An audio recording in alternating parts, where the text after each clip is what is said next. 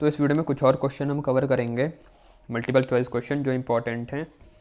तो पहला जो क्वेश्चन है इस वीडियो में वो है the string method which result only in a positive integer is. ठीक है, तो यहाँ पर ये कहना चाह रहा है कि स्ट्रिंग का ये जो चार मेथड दिए हैं इनमें से ऐसा कौन सा होता है जो सिर्फ हमें पॉजिटिव इंटीजर देता है। अब इसका मतलब क्या है, जैसे पहले वाले की बात करूँ इंडेक्स ऑफ, तो ये क्या देगा हमें, ये इंडेक्स देगा ना।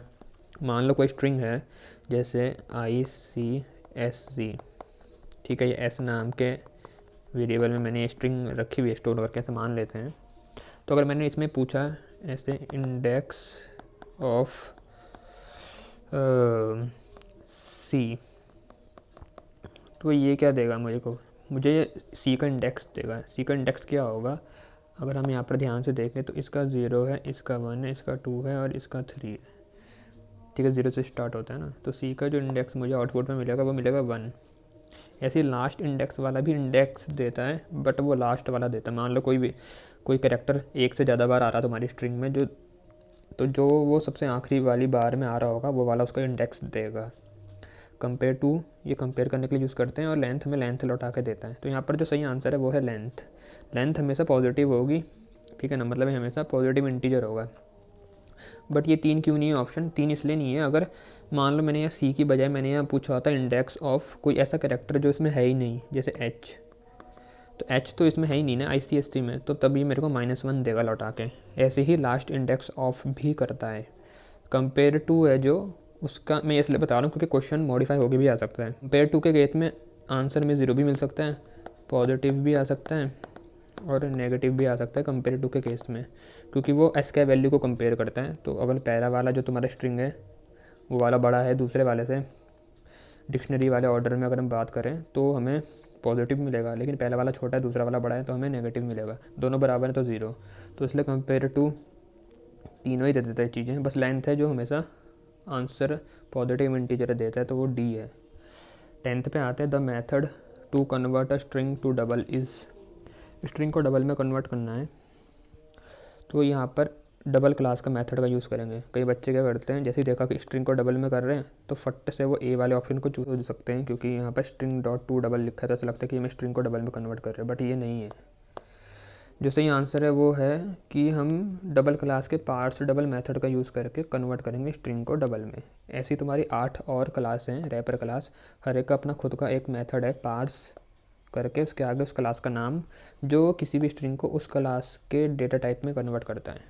ठीक है ना, तो यहाँ पर ये स्ट्रिंग को लेके किस में कन्वर्ट करेगा, स्ट्रिंग को डबल में कन्वर्ट करेगा, तभी हमने डबल क्लास का पार्ट्स डबल मेथड का यूज़ किया है। तो ये तो क्वेश्चन में बोला है method to convert a string to double, तो कौन सा वाला ऑप्शन ठीक है, सी ऑप्शन ठीक। यहाँ बोला द जावा स्टेटमेंट ये रिजल्ट इन, तो भाई यहाँ पर x है, x dot length result in, तो ये तुम्हें दिख रहा होगा यहाँ पर हमने लेंथ वेरिएबल का यूज़ किया है। लेंथ फंक्शन मेथड नहीं है, दो होते हैं ना, एक तो होता है लेंथ ये वाला, और एक होता है नॉर्मल लेंथ। ये वाला यूज़ होता है एरे में, ऊपर वाला होता है स्ट्रिंग में। पहली चीज़ तो ये है, तुम्हें डिफरेंस पता होना चाहिए। तो जो अभी हमने यूज़ करा है वो एरे वाला है, और वो है एक मेंबर वेरिएबल। यहाँ पर जो ये x है, मान लेते हैं कोई एरे है x जिसके अंदर कुछ वैल्यू रखी हुई है, कुछ इसके अंदर डेटा है 0 1 2 3 4 5, ये इसके इंडेक्स हो गए, इसके अंदर कुछ डेटा रखा हुआ है। ठीक है ना, अब क्योंकि ये एरे है तो जब हमने x डॉट लेंथ का यूज़ किया, ठीक है ना, system dot dot print ln x dot length, तो होगा क्या, तो यहाँ पर कुछ ऐसा बनेगा, system dot dot dot print ln x, और x डॉट लेंथ में x की लेंथ कितनी होती है, ये x डॉट लेंथ मतलब x की लेंथ बताओ, तो x की लेंथ कितनी है, मतलब उसमें कितने करेक्टर हैं, तो करेक्टर काउंट करोगे वो है 6, इंडेक्स आखिरी 5 है लेकिन करेक्टर 6 हैं उसमें, तो यहाँ बनेगा x का 6। अब ये x का 6 है जो, ये 6 इंडेक्स तो इसमें कहीं है नहीं, तो जब ये एग्जीक्यूट होगी, ये लाइन जब एग्जीक्यूट होगी तो ये चीज़ रन टाइम में पकड़ी जाती है। ये होगा array out of bound exception, ठीक है ना, array out of bounds exception. तो ये एक्सेप्शन तुम्हारा रन टाइम में पकड़ा जाता है, तो ये हमारा होगा रन टाइम एरर। ये कंपाइल करते वक्त भी नहीं पकड़ा जाएगा, ठीक है ना, तो ये था रन टाइम एरर। ये आया क्यों? क्योंकि जो हमने यहाँ पर जो हमारा जो ये बन रहा है इंडेक्स, वो ऐसा बन रहा है जो जो है ही नहीं एरे में, ठीक है ना, मैक्सिमम इंडेक्स से भी ज़्यादा। अगर यहाँ पर अब देखो, ये तो एक वैरायटी होगी क्वेश्चन की, लेकिन क्वेश्चन ऐसा भी बन के आ सकता है जो तुम्हें यहाँ ब्रैकेट के अंदर ये जो दे रखा एक्स डॉट लेंथ, ये ना दे के उसके अंदर वो ऐसा दे दें एक्स डॉट लेंथ -1, ठीक है। तब क्या होगा? तब उस केस में क्या होगा, जो एक्स की लेंथ है वो तो आई 6 में से अगर 1 माइनस करो बनता है 5, तो यहाँ पर बनेगा 5, जो क्या है आखिरी इंडेक्स है। तो ऐसे केस में आखिरी इंडेक्स में जो वैल्यू रखी हुई है वो प्रिंट हो जाएगी, और तब आंसर हमारा होगा नो एरर, अगर यहाँ पर एक्स डॉट लेंथ -1 किया है। तो इसलिए बता रहा हूँ क्वेश्चन चेंज होकर भी आ सकता है, तुम्हें उसके लिए रेडी रहना पड़ेगा, तुम्हें आना चाहिए कि कैसे हम सॉल्व करेंगे। 12th वाला है, which of the following is a valid array declaration. भाई 80 बच्चों का जेंडर स्टोर करना है, एम मतलब मेल, एफ मतलब फीमेल, टी मतलब ट्रांसजेंडर। तो उसके लिए बोला है कि कौन सा डिक्लेरेशन ठीक है। तो यहाँ पर तो इसने जो हम ए ऑप्शन है यहाँ पर, तो इसने ये स्क्वायर ब्रैकेट का यूज़ नहीं करा है, तो ये गलत है। बी वाला अभी देखते हैं। सी वाला है, वहाँ पर उसने उसको साइज़ नहीं बताया कि कितने साइज़ का एरे बना, सी भी गलत है। डी वाले में क्या कर रहा है, डी वाले में इसने सिंटैक्स ही गलत है, डिक्लेयर करने का जो सिंटैक्स होता है। 80 यहाँ पर नहीं लिखते हैं, 80 वो यहाँ लिख रहा है, जबकि वो यहाँ आना चाहिए, साइज़ हम यहाँ बताते हैं, तो ये भी गलत है। तो बचता क्या है, बी ऑप्शन वो सही है, ठीक है ना, कैर जेंडर इक्वल टू न्यू कैर और 80, तो बी ऑप्शन ठीक है। 13th, arrange the following Java statement in correct order, ठीक है, करेक्ट ऑर्डर में बोलता है इसको लगाने के लिए। देखो भाई, सबसे पहले इस क्वेश्चन में क्या करेंगे, एक यहाँ एरे बना रहे हैं int a equal to new int, तो पहला तो ऑप्शन ये ठीक है, सबसे पहला काम होगा ये, एक एरे बनेगा। एरे बनाने के बाद अब बारी आती है एरे में डेटा भरने की। तो अगर देखो जो फर्स्ट ऑप्शन है वो नेक्स्ट हो सकता है क्या?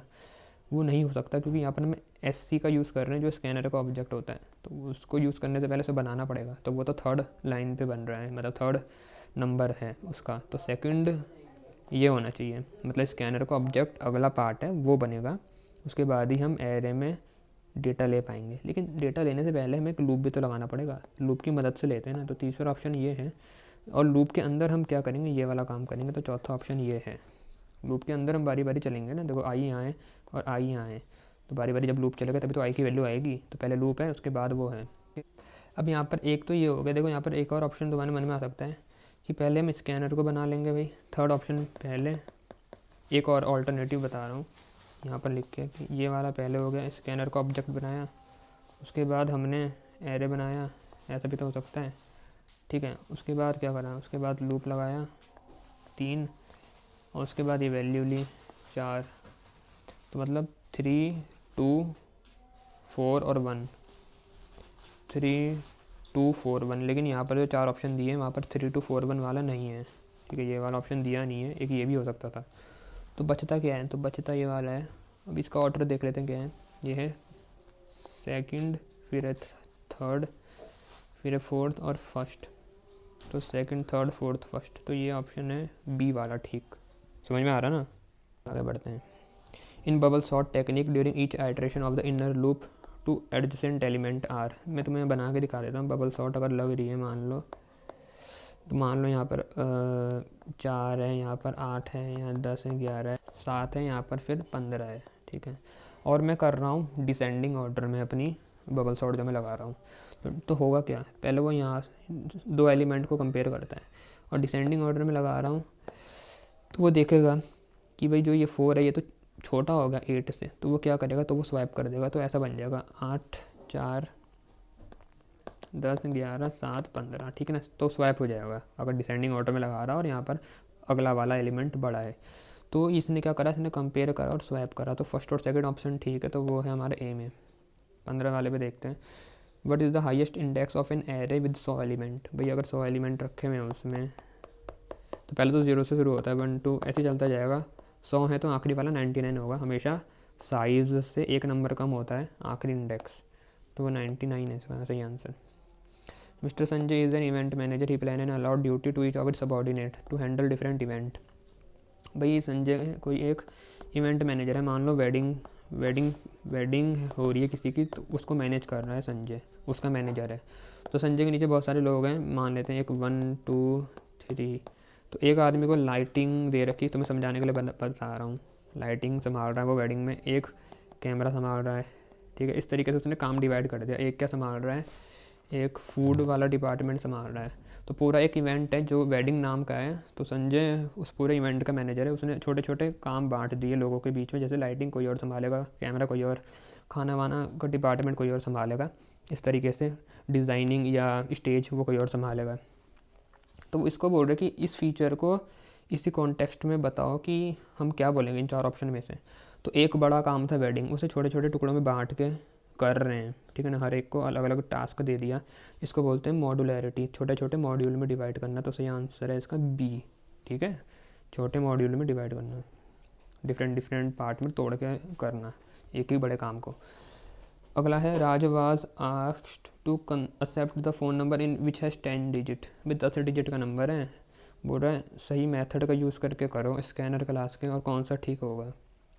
तो नेक्स्ट वाला तो स्ट्रिंग लेने के लिए होता है, इनपुट स्ट्रिंग को लेने के लिए करते हैं इसका यूज़। और उसमें भी ये कैर एट, उसमें भी एक कैरेक्टर ले रहा है, तो यहाँ कैरेक्टर इनपुट में ले रहा है तो गया।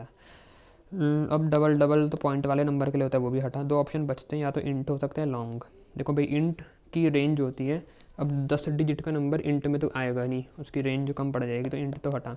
तो सही ऑप्शन बचता है लॉन्ग वाला सी, ठीक है।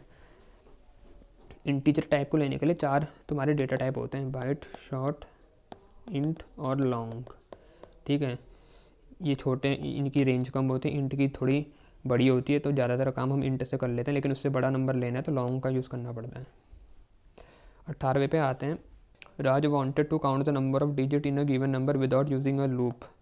बोल रहा भाई कोई नंबर जैसे यहाँ 1 2 1 4 ये नंबर है, उसको उसके डिजिट काउंट करने कितने डिजिट है, लूप नहीं लगाना चाहता, ठीक है भाई। तो तरीका क्या होगा, तो एक तो बोलता है नंबर ये एन में स्टोर है कि एन डॉट लेंथ कर दो, सी वाला ऑप्शन। तो ये तो गलत है ना भाई, एन तो नंबर है, नंबर की लेंथ नहीं निकलती। मतलब ये लेंथ मेथड स्ट्रिंग क्लास का है, तो स्ट्रिंग पे लगेगा, नंबर में नहीं लगेगा, इंटीजर में नहीं लगा सकते, तो ये गलत है। 2 ऑप्शन बचते हैं, तो ऑल ऑफ द अबव भी गया। अब ए और बी में से कोई एक होगा, ठीक, देखते हैं। बी में क्या कर रहा है, integer dot parse int N.